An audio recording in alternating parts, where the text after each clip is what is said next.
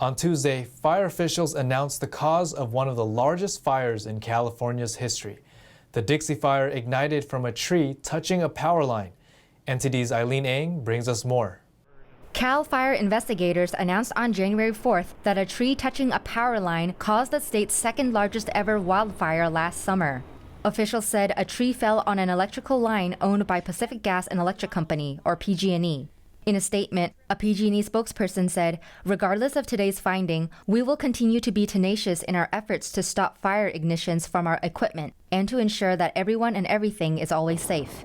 The Dixie Fire started on July 13th and burned over 960,000 acres. Fire responders fully contained the blaze on October 25th.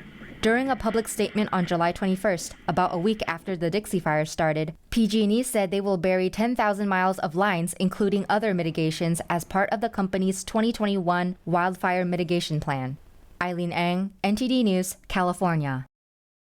An Alameda County Sheriff's recruit was fatally shot while driving home in his car on Tuesday.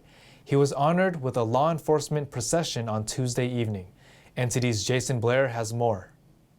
Around 4:30 p.m. on Tuesday, a recruit for the Alameda County Sheriff was driving to his home in San Francisco when he was shot in his car, causing him to crash. The California Highway Patrol says that after he was shot, he veered the car to the left and crashed. First responders transported him to Highland Hospital, where he later died from his injuries. The Alameda County Sheriff's Office released his name and photos Wednesday afternoon. David V. Nguyen was 28 years old. He had been hired in July as part of the 172nd Academy and was set to graduate in February. Nguyen was not in uniform at the time of the shooting and was driving his own unmarked car. At this time, the sheriff's office says it's unknown yet whether it was a random incident or targeted. The California Highway Patrol is conducting an ongoing investigation, and so far no arrests have been made.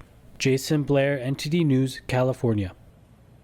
The Oakland Police Department said they received at least 24 firearms in 3 days between December 31st and January 2nd. The firearms were recovered during high-risk enforcement stops and ShotSpotter activations. In 2021, the police department recovered 1,200 firearms.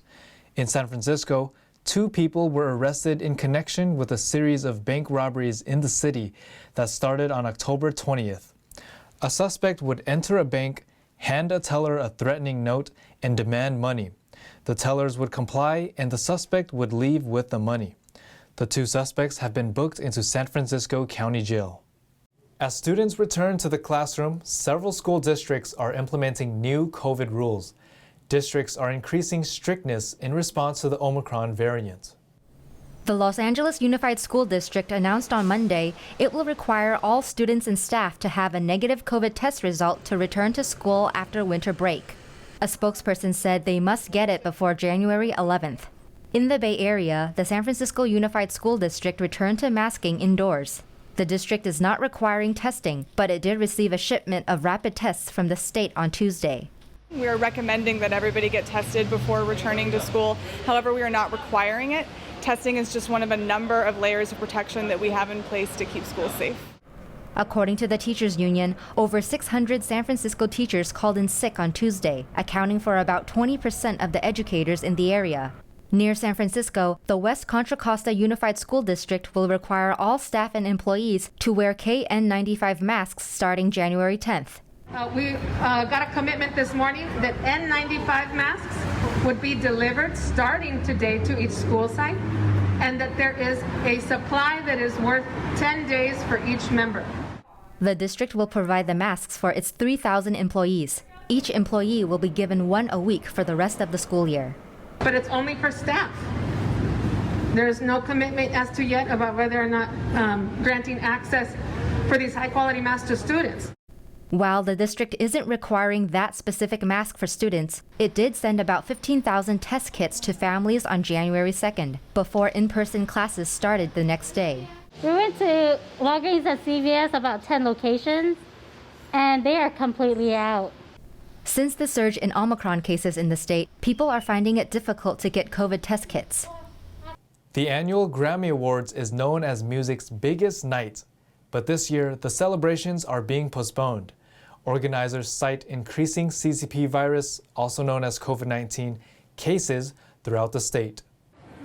The Recording Academy announced Wednesday the 2022 Grammy Awards have been postponed, citing a surge in COVID-19 cases in Los Angeles. The 64th annual awards ceremony was scheduled for January 31st at the newly named Crypto.com Arena, formerly known as Staples Center, in downtown Los Angeles. The Recording Academy said in a statement that there are too many risks and looks forward to celebrating on a future date, to be announced soon. The 2021 Grammy Awards were held on March 14, 2021, following with COVID-19 guidelines and social distancing.